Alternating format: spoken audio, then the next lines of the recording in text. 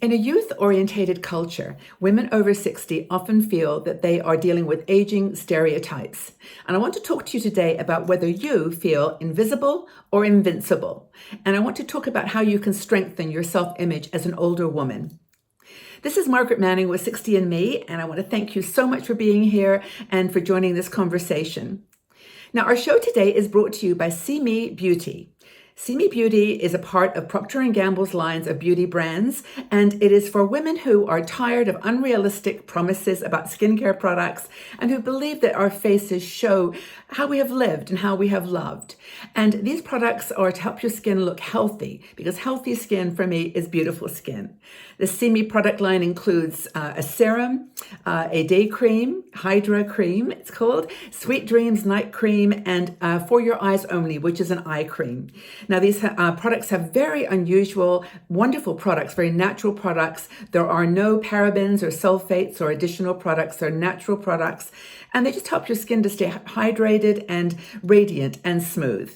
So I'd invite you to check out the website, seemebeauty.com, and see if you're interested in these products, which help your skin to look firmer, more hydrated, and keeps them free from the free radicals in the air around us. So that's See Me Beauty products.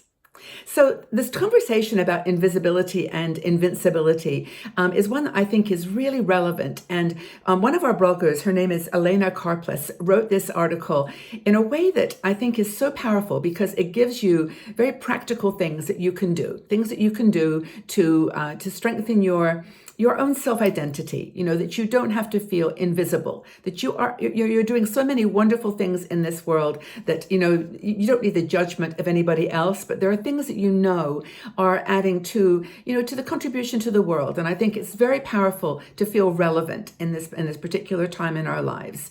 Older women have been around. We have done a lot in our lives. We have had our careers. We have had families, perhaps. We have developed all kinds of strengths and abilities and skills. We maybe suffered through loss of a partner in divorce or been widowed. We've lost our changing faces and our changing bodies have actually given us that sense of constant upheaval. And we've been through that. We've dealt with it. We've given back through volunteer work.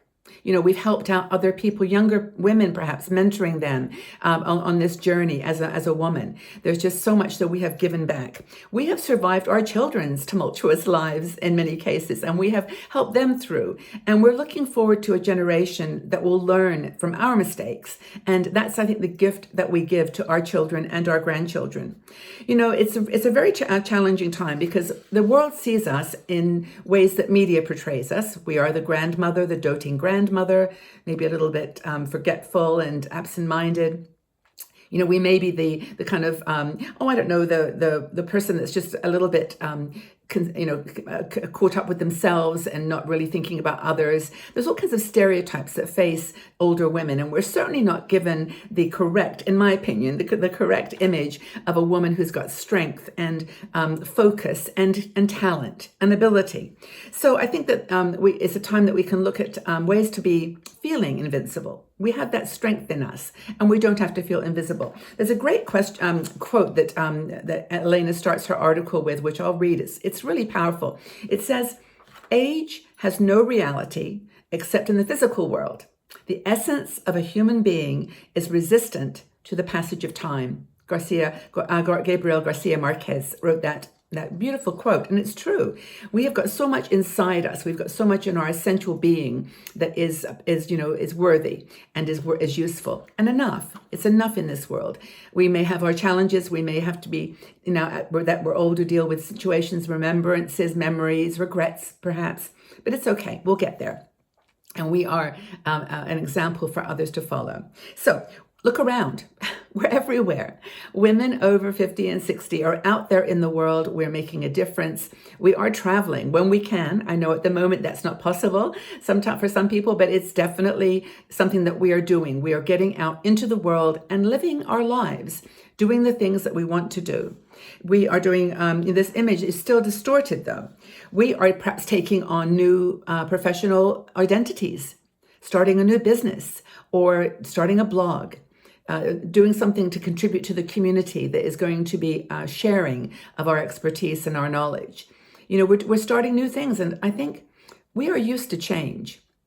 If you look back over the life of a 50 or 60-year-old woman, 70-year-old woman, we actually see that we have, rode through a lot of really tumultuous times, and we've managed to learn and to be okay through it all. We've got, and now I think, a willingness to share that with the world. So we can be invincible, and I think Elena tells us 9 different ways here that we can be invincible. And there are things that we can do for ourselves. There are things that we can do to ourselves. And a lot of it, of course, is in our mindset. So the first thing is, don't be afraid to explore.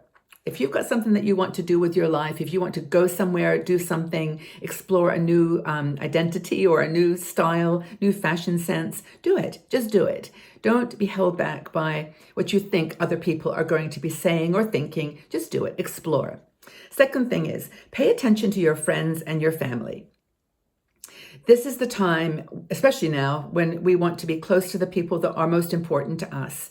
And I think that sometimes in this world of change and complexity, we forget the people that are right by our sides.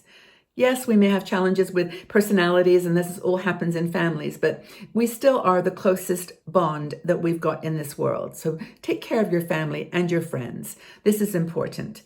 Nurture the relationships. The third thing is to find some sense of, I call it spirituality, but it's really just a sense of where you are in the universe, where you belong. And I think that's really important, to have that sense of a greater power. Is it in nature? Is it in a God? Is it in something that's more, significant? It's just a connection to that spiritual side of yourself. There's something more. Next thing is to take care of yourself. We're very good at taking care of everybody else. That's what we've done all our lives. But this is the time to take care of you. Learn better ways to eat well, exercise. Doesn't have to be cardio, at a gym, walking. There's plenty of wonderful online programs. Consider taking a yoga program. We have our 60andMe yoga DVDs on gentle yoga for the aging body, which is not a stereotype, but just the reality that we sometimes have mobility challenges when we're getting started with yoga. The next thing is to embrace your looks and learn to experiment.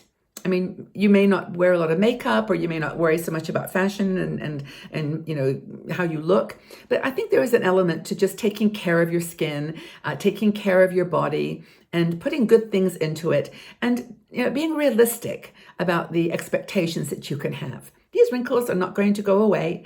The age spots are going to stay, but you can still look after yourself and make yourself feel as beautiful and strong on the outside as you feel on the inside. You feel invincible on the inside. So that's important.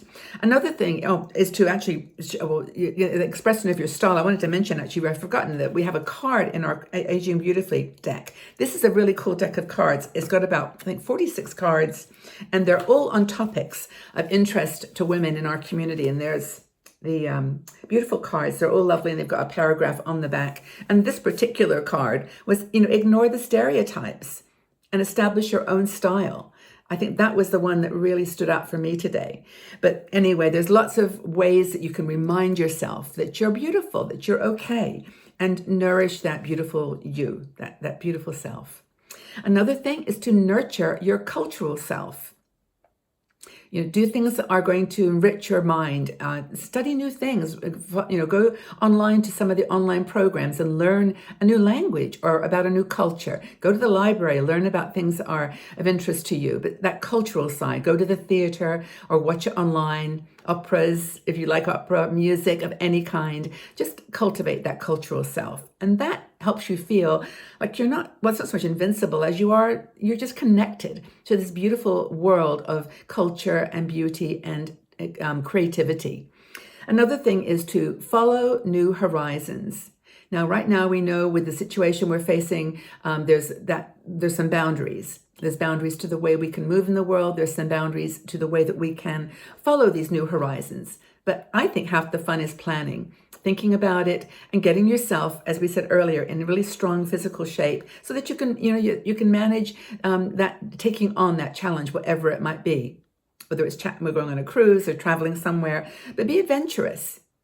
I mean, eventually you'll be able to travel and go by yourself or with a group, with one other person. But whatever you do, follow those horizons. Hope is the greatest antidote to fear, in my opinion. And I think that if you can have hope for how you're going to expand your horizons, that is going to be a lot, and it's going to enable you to get through so much in the future. Finally, well, there's not finally, but there's so many other ideas I'm sure you've got, but another idea is to volunteer. Giving back into the world, as I mentioned at the beginning, we have so much that we've learned, gone through, experienced, and bounced back, or through sheer willpower found resilience, that can be shared with someone who's going through a challenging time right now. So volunteering is another way to feel relevant and invincible. And I hope that those are just some ideas. But I guess the question comes back to the beginning. Do you feel invisible, or do you feel invincible? Do you feel like you're like no one is seeing you or paying attention? Do you feel minimalized by the situation as an older woman, or do you feel empowered and invincible and relevant? I'd really like to know what your own personal feelings are about this, and maybe it will help another woman. It will help someone else in the community. So just tell us, what are your plans for embracing this invincibility in your life as an older woman? I'll join the conversation too. Let's have a chat. Talk to each other in the comment section below and tell us, do you feel invisible or invincible? And how are you embracing your invincibility?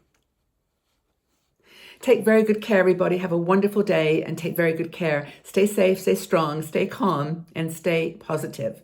Have a wonderful day. Bye-bye for now.